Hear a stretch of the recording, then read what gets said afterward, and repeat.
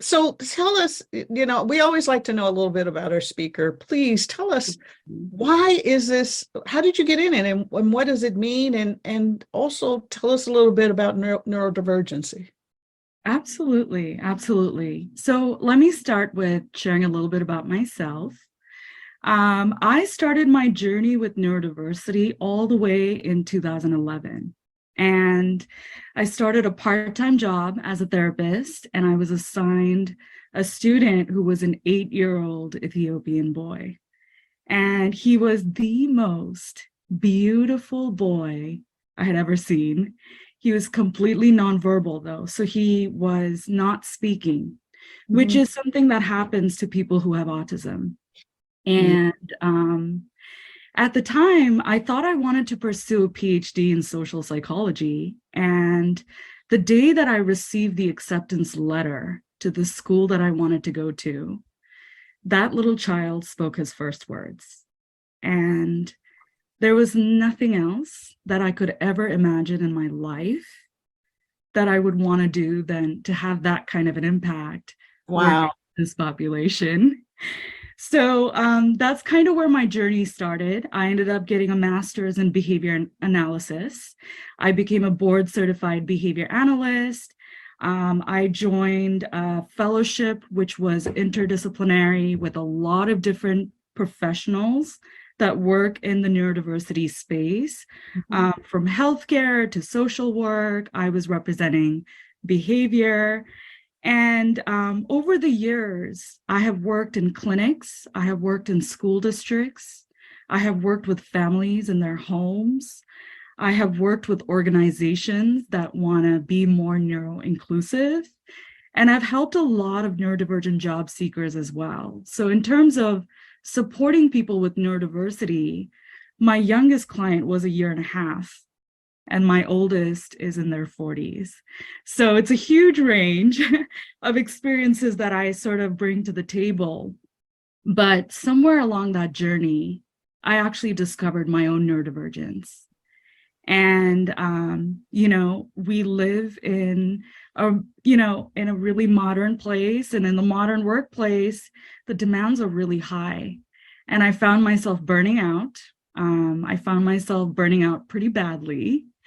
And somewhere along that journey of getting support for that, I ended up in a therapist's office myself, learning that I had high functioning ADHD and I had sensory processing disorder.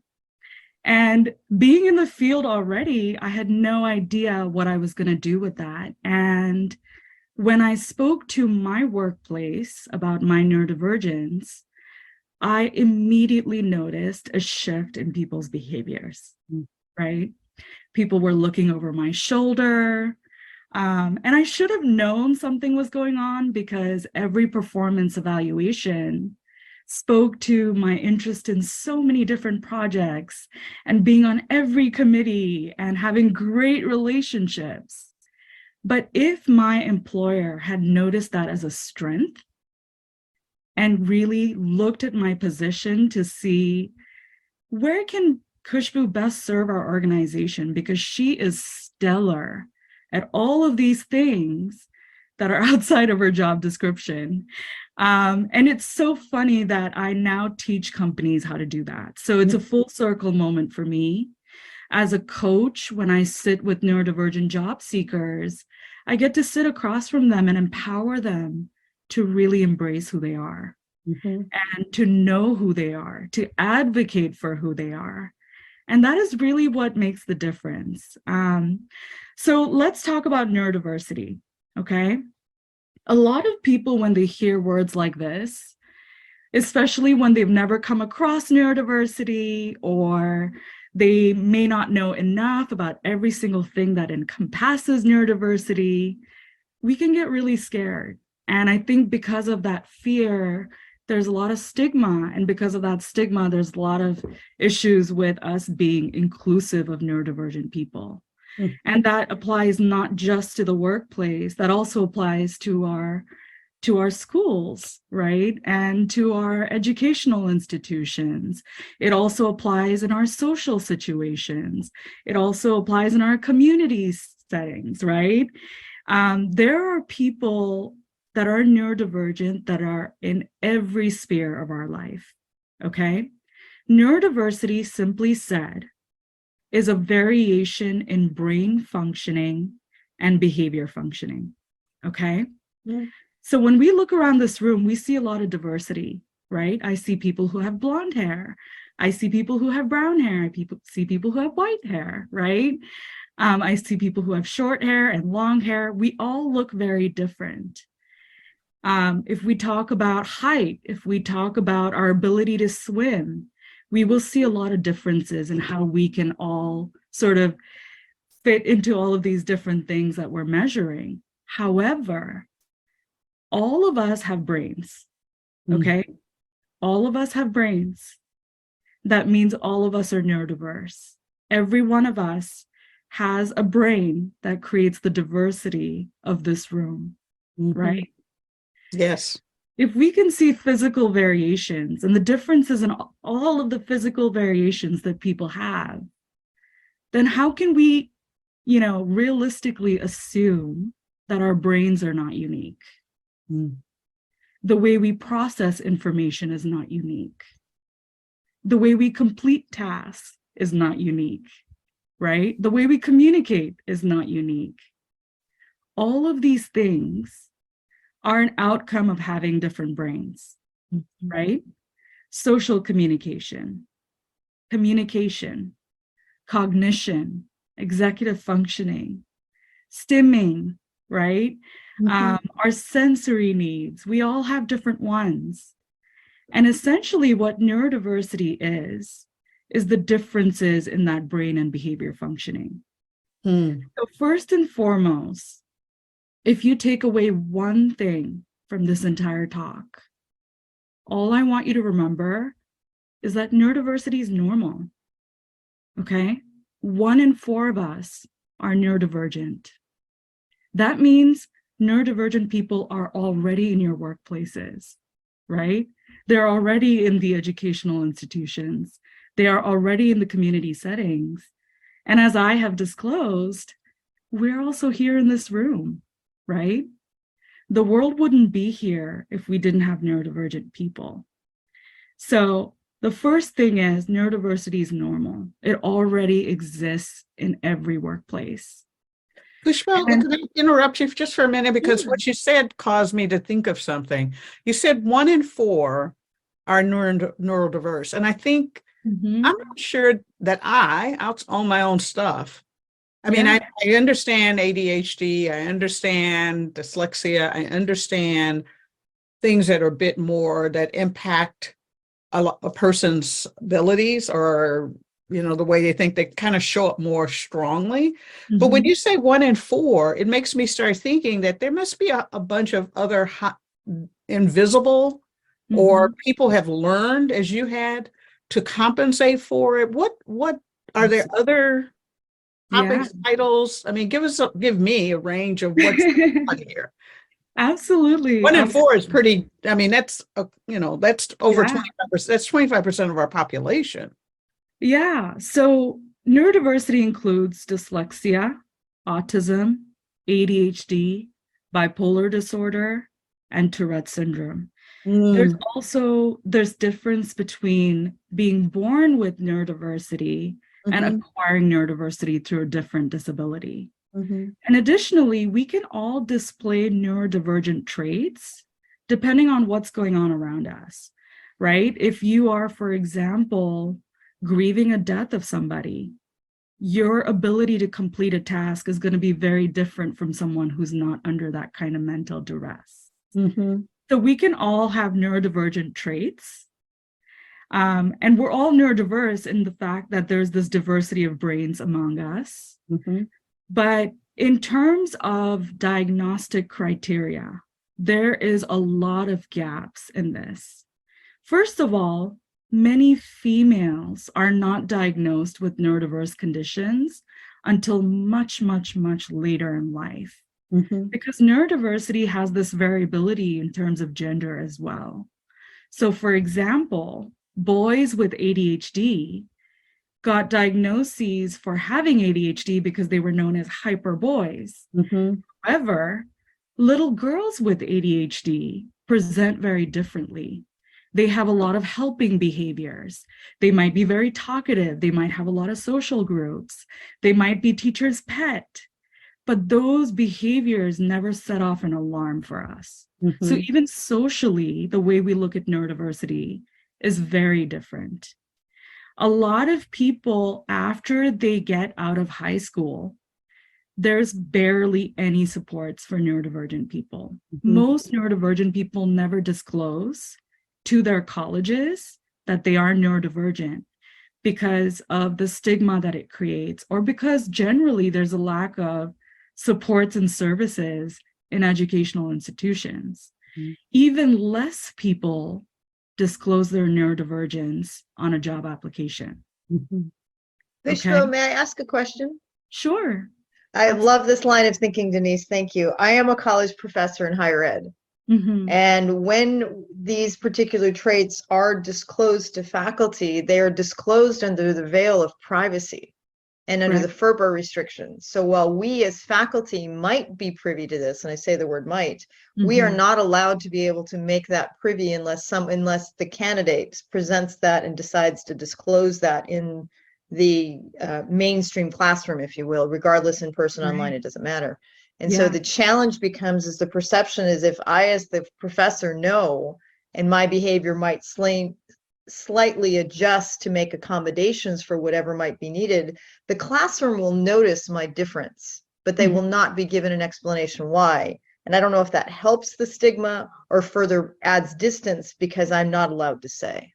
Well, I would say, honestly, Dr. Cheryl, I think you're doing a really great job of being inclusive of your classroom. And I think that it's not necessarily going to increase the stigma, but the issue with accommodations, and even for college students, most neurodivergent people don't know themselves well enough beyond a diagnosis. That's where the issue starts. If you don't know who you are, then you don't know what you need. If you don't know what you need, you don't know how to ask for what you need. If you don't know how to ask for what you need, you can't be accommodated for your needs, right? So it's really tricky. But I think that if you are being inclusive to that person in that moment in your classroom, you might not be realizing this, Dr. Cheryl, but you're probably being inclusive of other people who haven't disclosed that they have a neurodivergence.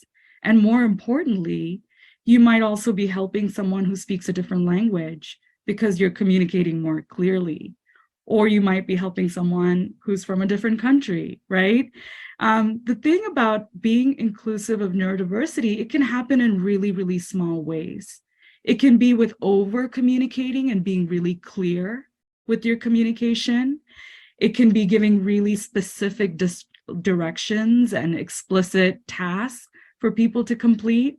But those things help everybody. So every time we train organizations on how to be more inclusive of neurodiversity, every now and then someone will raise their hand and say, but this isn't really specific to neurodiversity. And what we tell them is it's not. This is how we become inclusive of everyone, right? Yeah, we have Tim has been kind of waiting for a comment or a question. Thank you for noticing that, Denise. Thank you for telling about the various different things that fall under the diagnostic umbrella. When I also used to work in higher education, and you yourself have used this term high functioning, and we also hear this a spectrum, which makes it seem like high functioning is up. Like if we didn't know, we wouldn't know that there was a diagnosis for you, or that you had that.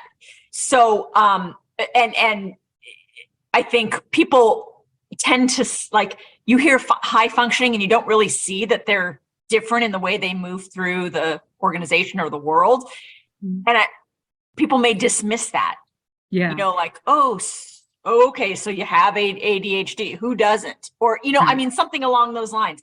What would you say that would be helpful to put that in context? I don't even know if that's a good question, but. Yeah. So first of all, people are sort of straying away from the functioning labels, just because we like to say high support and low support, but regardless of that, it is very different person to person, right? When you meet one person who's a neurodivergent individual, that person is just one person. Their strengths are unique to them. Their challenges are unique to them. And every other person that you meet that's a neurodivergent person after that is going to be a completely different profile, right? But that being said, I think that if someone discloses to you, the very first thing you should say is, thank you for sharing that with me. Thank you for trusting me with that. Thank you for being open enough to tell me that you're struggling in some ways. And whether or not you know what that is, I, as your educator or your manager or your team lead or your colleague, I want to know how I can help you. And most often than not, the person is going to respond by saying they don't know what they need, which is not helpful. But, and I've been in that situation myself, right? But if you now say, okay, can you tell me some of the things that are challenging for you? Usually they'll open up and they'll start sharing, well, sometimes when you give me this assignment, I'm not really sure how to start. I don't really know how to get from point A to point Z. I'm having issues when we are constantly getting interrupted by meetings, right? It could be any number of things.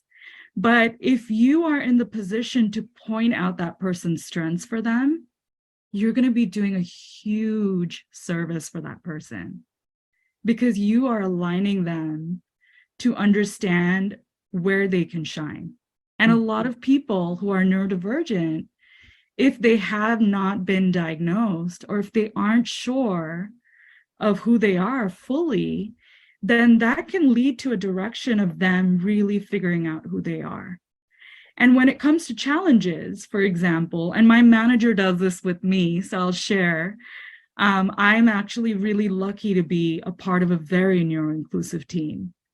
And my manager will point out, hey, Kush, it's been, a few times now that I've noticed you've been struggling with this.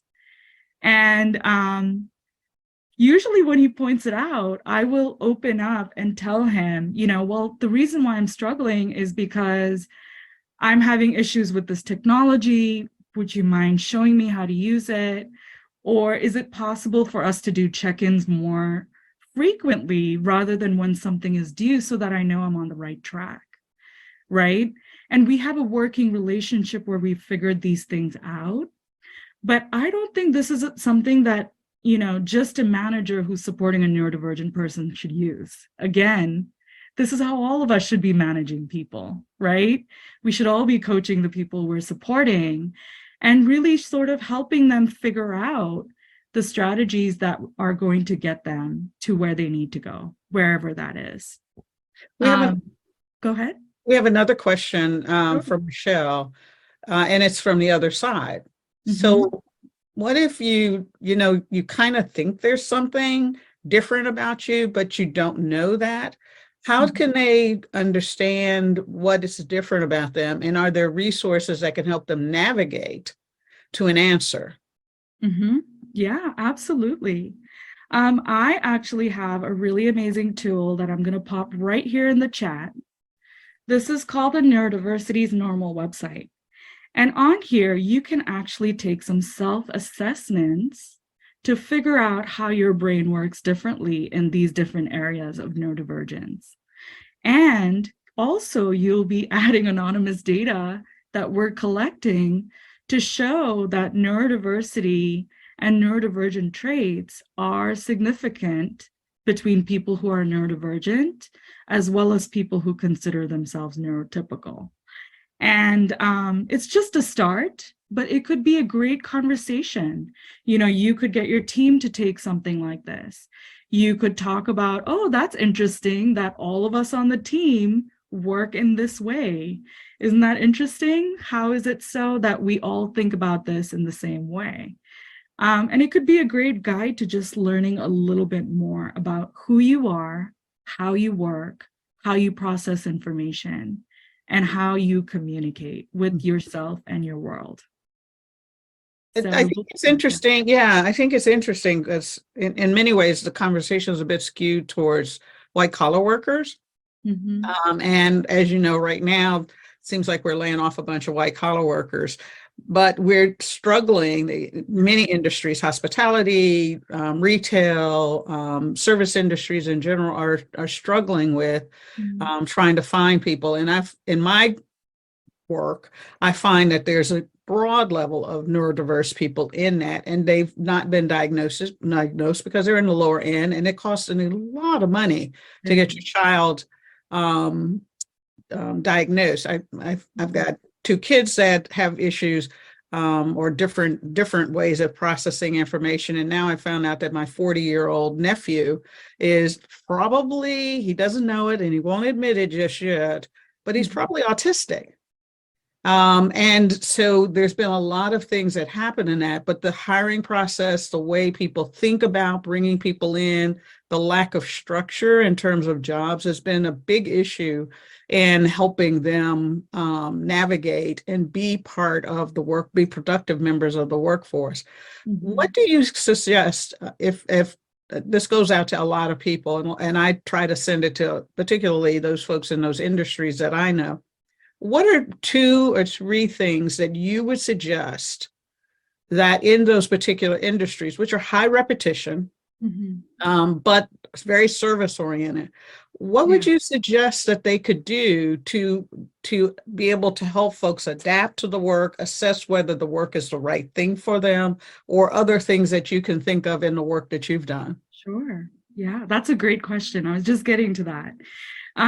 So, it's interesting because, when we look at employment rates of different neurodivergent people, we don't have a lot of data on a lot of different conditions, and it's due to probably, the monitoring practices across different countries, so on and so forth.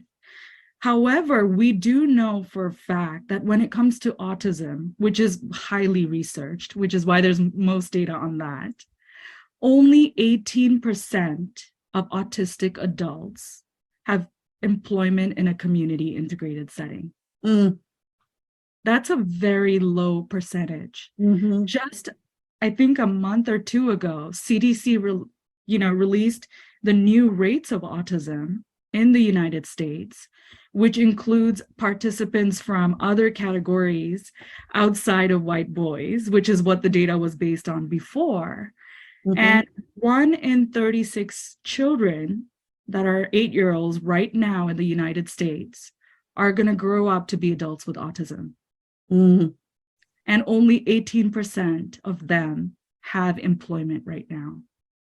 And I will say this, a lot of people think that, autistic brains are just made for jobs in the service industries or high repetition tasks. However, just in the last 3 years, I have placed an autistic person in a nursing role. I have placed an autistic person in an HR role. I have placed an autistic individual as a data analyst. I've placed an autistic person in a music technologist role, in an animator role, in a digital art role. Autistic people or people who are neurodivergent are everywhere. They have so many skills. They have so many abilities. However, the biggest barrier that people who are neurodivergent face in college is that they are not trying to work multiple part-time jobs and internships while they're surviving college education. So most of the people that I'm coaching have very limited experience. And if you look at any entry-level job posting on any job board, it has a years of experience requirement. Many neurodivergent people are very literal. So when they look at something, they take it for what it says, right? So when you see a bullet point that says excellent written and verbal communication, most of them are like, that's not me. That's not me, you know? Yeah. Or it says 1 to 3 years of experience. That's not me either, right? I have a bachelor's degree in computer science, but this job description says I need to know 6 more technologies. That's not me either, right? It's kind of like telling someone on a wheelchair to come into a building when there's stairs there and no ramp and saying, well, the door's open, get in here, right? And so I think there's a lot of barriers right off the bat, even just looking at a job description. Now we add ATS software and we talk about phone screens and a random recruiter repeatedly calling you at any random hour of the day, saying something super vague, such as, tell me about yourself. And this person who might have anxiety, who might communicate differently, who needs more specific questions in order to truly express themselves, is going to be completely lost. Most of my clients struggle at the very first step of the phone screen. Now, we're not even just talking about the interview, right? Any interview that someone walks into and they have very limited work experience, now you're asking them a situational question in the interview. They've never experienced that situation before. What are we doing, right? So there's so many different things. And now let's imagine that you're in the workplace and there's something that everybody else seems to know within the work culture. It's like around the water cooler, everybody knows this thing about our workplace, but nobody has ever translated that for the neurodivergent person, right? Yeah. Diversity, equity, and inclusion is not just about bringing diverse people in. What are we doing to create a culture where people don't feel excluded, right? It's about, are you going to be the manager who spends an extra hour helping the neurodivergent person who doesn't have a Rain Man brain? That's where the equity and inclusion comes in. Are you going to be the person who brings that person into the social circles when there's an event going on and they're just standing there on the side looking lost and confused? That's where the equity and inclusion comes in, right? And a lot of neurodivergent people don't know the rules. So they end up just kind of being there and not really understanding how to interact in meetings, for example. So a lot of my students, one of my job seekers who is working just got written up for not speaking up enough during meetings. There's a very simple fix to that. As a manager, you can say, hey, we haven't heard from you in a while. Why don't you share something, right? It means that as a recruiter, if someone is nervous on the phone, instead of just like going through your list of questions, just tell that person they're doing great. It's okay. You know, we're having a conversation. It means that when you're having an interview with someone, you're allowing them to talk about how they work rather than things that they've never done, or talk about a company that they've never worked at to speak about how much they want to work there. Do you know what I'm saying? I think we're doing a lot of things in like this backwards way, because when we decided that someone should walk into a room full of strangers and bare their soul and talk about how much they love that company, that's not an interview. That's just something else, right?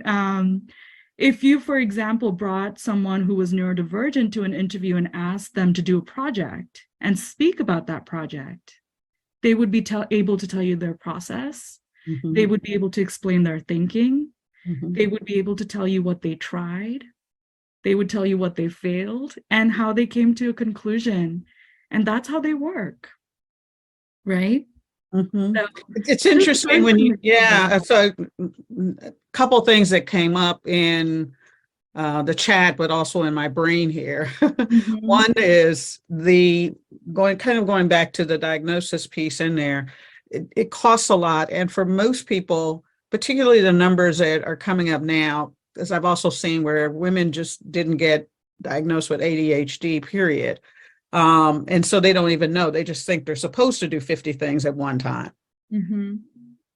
Where, if I don't know this and I don't figure this out, and there's not a lot of research in this area, how would I navigate all of this? Are there, like, I noticed on your background, you have the Goodwill program of Silicon Valley. Do all the Goodwills across the nation have similar programs?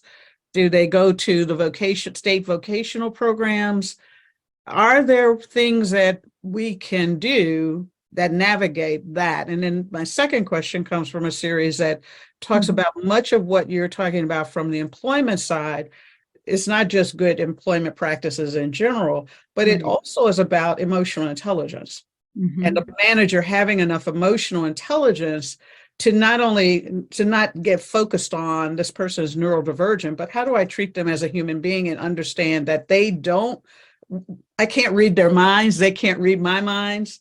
Therefore, we already have a communication barrier, regardless of who the person is. Absolutely. Absolutely. One thing that we like to talk a lot about at Neurodiversity Pathways is this concept of compassionate curiosity, right? This is habit 5 of 7 habits of highly effective people, which we do teach our students. Seek first to understand before trying to be understood, right? Be curious. So when you see something that doesn't make sense, all you have to do as someone who knows a neurodivergent person is say, hey, I noticed before we did that meeting, you were pacing around a lot. Like, is this something that makes you really nervous? Like, can you talk to me a little bit about it? So I just know how to help you in those moments, right? And going back to the diagnosis question, yes, it is extremely expensive and tedious to get a diagnosis. I was lucky that I had a therapist who just happened to notice that everything I was depressed about was related to executive functioning and ADHD. That's all it was. She had a thought. She decided that she was going to test me, and it happened. But not a lot of people are that lucky. Many people end up masking for decades, if not years. I meet a lot of people who are parents of neurodivergent children who decide to get tested and diagnose themselves. I have people who have struggled their whole life with, intimate relationships or keeping friendships, who suddenly start asking, what's wrong? Something is not working out. And, this goes back to kind of understanding the medical model of disability versus the social model of disability, right? The medical model talks about disability as there being a problem because of that disability. The social model of disability is not looking at differences as deficits and syndromes and disorders. What the social model does is it looks at disability as this person is disabled because of the world around them. The world is not accommodating enough of them to support them. And that is the social model of disability. When we talk about accommodations, which I don't like to use that word because it's like it's already a power dynamic when you're offering an accommodation to somebody and somebody having to ask for an accommodation. But I wanted to have a conversation today because the biggest accommodation that you can provide to a neurodivergent person is a mindset of compassionate curiosity. It's to include them for their abilities and accept them for their differences, no matter who they are. Because I genuinely believe that every individual, regardless of their abilities, regardless of their differences, can be included and should be included in every social setting, in every community setting, every education setting, and every workplace setting. We all have a purpose on this universe. But if we are creating so many barriers for people to have the ability to work, we're doing a disservice to this completely untapped talent pool. And Yes. they bring so much to the table, Yeah. you know? I agree. Couple comments, and then Susan has a question on it. Lots of pats and stars and happy faces. Daniel Goldman's work. Dr. Cheryl mentioned something in the chat about this sounds more and more like a leadership problem and teaching people how to be good leaders more so than it is a neurodivergence problem out of it. And I think that's really good. Everybody, if you're looking for a hashtag, so go leadership global, hashtag leadership global, hashtag compassionate curiosity after this particular meeting. And I think the last thing that is there is the distinction. They love the distinction you made between the medical model and the social model. And helping people understand that there's two different things. And so there's just a different way of doing of thinking about this rather than feeling like I'm incapable of asking these questions. If it's from a social model, it levels the playing field a little bit more in terms of me being able to inquire and to be curious about that. So those were some of the comments that were coming up. Susan, you had a question or a comment? A comment. I really love the fact that you were talking about honoring the uniqueness of every individual, that you were looking at them not as a person with a problem, but a person that is a unique individual, and they bring special things to whatever they are doing because of the way they process and use their brain. And I am 70 years old, so nobody ever talked in terms of neurodiversity as I was growing up. And I will tell you, the phrase my mother used for me was, you are shy, smart, tall, and quiet. People will mistake that for being stuck up. You are going to have to reach out to them. In a sense, she was pointing out that I probably was neurodiverse. She didn't have a way to frame it as such.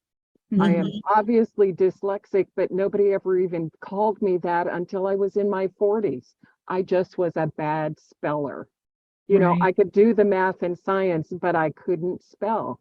You find that there are many of us who probably in life would never ever come across this word to even know that we had something to talk about with others. Absolutely. And as there were diagnoses for other people later in life, those of us who can look at them and go, yeah, maybe I do have something along those lines. Never once did I ever think of myself as anything other than normal. I was just me. And in some ways, I think that was an incredible blessing that my parents gave me, to always just look at what could I do with what skills and gifts I had. And that's probably the best way we can talk about how do we take that as leaders into the workplace, to look at who we have on our teams that we could help become the best they have without a diagnosis. Absolutely. Thank you. Susan. We have one other, I'm not going to name the person, but they talked about that they were diagnosed at 38 and had autism, and that it was through a group of friends and a network, and how expensive it is. But the comment that I wanted to bring up was they do not feel comfortable disclosing that they're autistic or have, or I think that's probably for everybody, because immediately I think people's reaction, and you alluded to this earlier, is to back up and to see you as something wrong, or to distance themselves emotionally from you. And people don't want that. They, because then again, we can't read people's brains.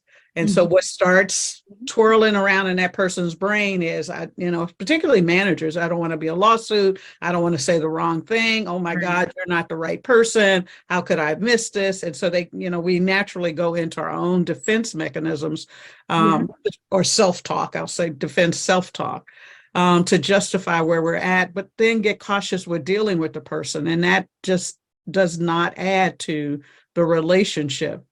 Given that there's probably a number of people who are going to hear this, who might see themselves as neurodiverse and are sitting on the fence on whether they should or should not disclose, what do you suggest in terms of if I don't want to go full blown or step out and say I'm autistic or I'm ADHD for whatever reason?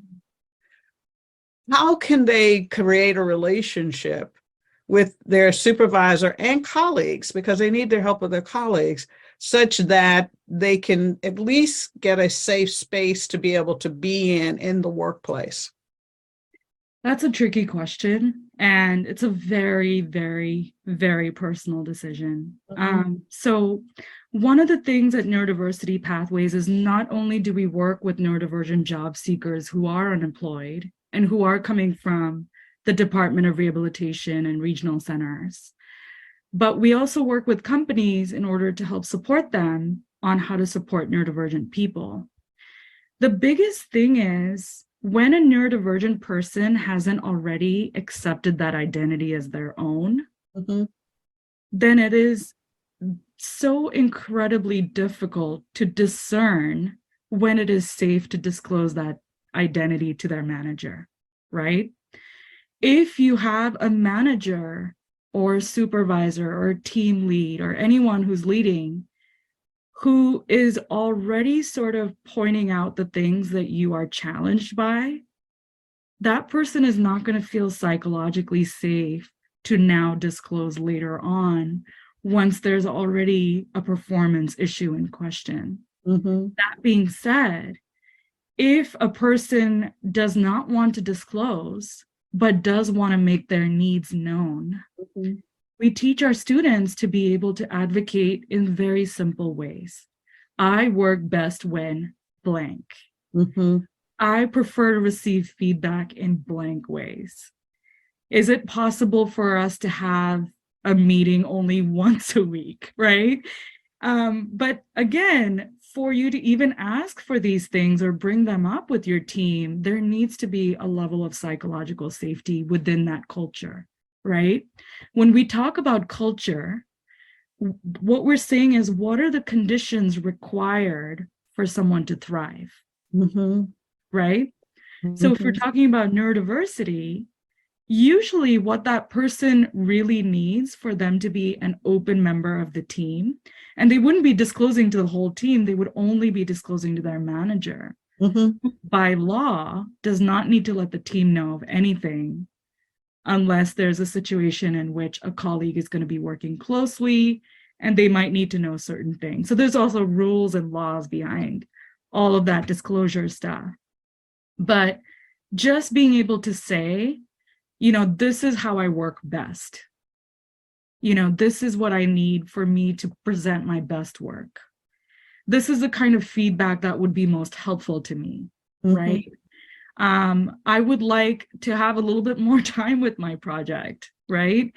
All of us are so socialized to not ask for help that if you are in a culture where that's a norm, then that person may or may not ever disclose. They might just continue masking. And a lot of companies will state, as a disclaimer on their job postings, that they're open to hiring any people with disabilities as well. But a lot of people never take an affirmative action stance, which many organizations can when it comes to disability. And if they do, that would be them, really being open to people who have differing experiences. It would be about accepting people who are self-taught. It would be about taking people in that work very differently than your other team members. Right. But it's not about saying that everything should be changed to accommodate this one person. It's about saying, how can we look at how we do things so that it makes it easier for everybody? Excellent. We have one question and we're coming up on the top of the hour. Sounds good. So, we're in a hybrid situation now, and so many people are, working differently than being face to face. What do you think? The question is what do you think about when we ask people to turn on their cameras so that we can see eyeballs to eyeballs of individuals? Is that something is it good, bad, or does it cause issues, etc.? It can be different for different people. This is definitely a personal thing. So if you have a team, I would suggest, coming up with norms and expectations as a team, just so that everyone's opinions are heard. One of my team members, John, he will come on camera, but he won't make eye contact. And he's literally told us, if you see me doodling, I'm listening. If you see me looking at you, I'm confused. Okay. That's a really simple way for him to accommodate his need of not having to make eye contact 24/7. Yeah. And it's a little bit weird to make too much eye contact. As a clinician, I had to teach my students about eye contact, and it wasn't about make eye contact so you're normalized. It was about, make eye contact so you can read social cues. Like, what is an appropriate level of eye contact? If someone stares at you maybe like 3 to 5 seconds longer than they should, we all get scared, right? So let's talk about, why are we even requiring something like that? Because what does eye contact have to do with work? That's the bigger question. If you want to hear my opinions in the team meeting, then why does my camera need to be on? Right? So it's a personal question. I would say people need to just kind of think about it person to person and just kind of understand their team members better so that you can accommodate all of them in the right way. Right.